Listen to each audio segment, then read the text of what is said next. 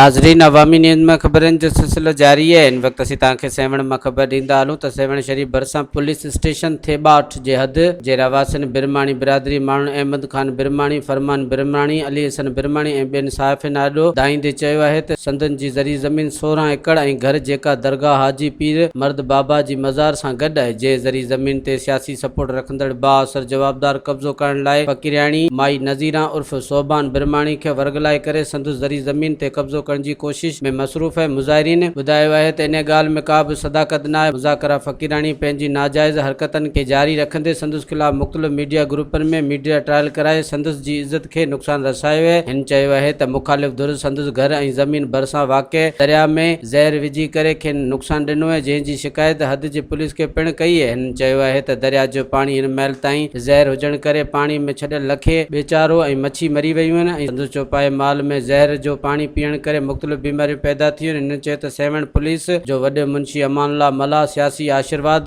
जे करे मुज़ाकरा कब्ज़ो कंदड़ औरत जे सपोर्ट करे संदसि नौजवान खे खणी गुम करे छॾियो आहे। जो संदसि नौजवान भाउ वारिस बिरमाणी गुज़िरियल 4 ॾींहंनि खां वॾे मुंशी अमानुल्लाह मल्ला जे कब्ज़े में नामालूम हंध ते बेगुनाह क़ैद लॻो पियो आहे। हिननि मुतासिरनि आला इख्तियारनि खां मुतालबो कयो त SSP जामशोरो मोहम्मद अनवर ऐं DIG हैदराबाद IG सिंध ऐं ॿियनि वसवारनि खां मुतालबो कयो त संदसि बेगुनाह नौजवान भाउ खे आज़ादु कराए ज़री ज़मीन ते कब्ज़े जी कोशिश कंदड़ गिरोह ऐं दरिया खे ज़हरीलो बणाईंदड़ समाज दुश्मननि ख़िलाफ़ फौरी तौर इंक्वायरी करे खेनि गिरफ़्तार कयो वञे, खेनि इंसाफ़ फ़राहम कयो वञे ऐं संदसि ख़िलाफ़ मीडिया ट्रायल जो नोटिस वठी मुखालिफ़िन ख़िलाफ़ सख़्त एक्शन वरितो वञे। मज़ीद खबरों और तफ़सीलात के लिए विजिट करें हमारी वेबसाइट www.awamiNewsHD.com।